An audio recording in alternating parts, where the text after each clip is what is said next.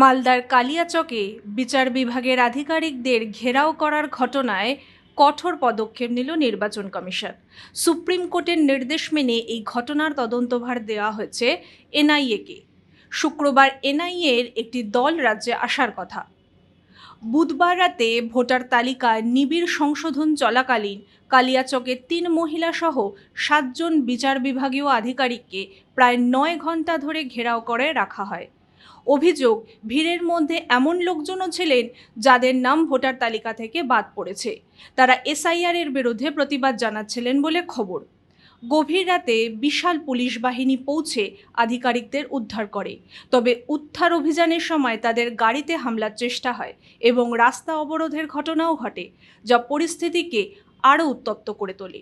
এই ঘটনার supreme court কড়া অবস্থান নেয় এবং কমিশনকে নির্দেশ দেয় সিবিআই বা এনআইএর মতো স্বাধীন সংস্থার মাধ্যমে তদন্ত করা হবে।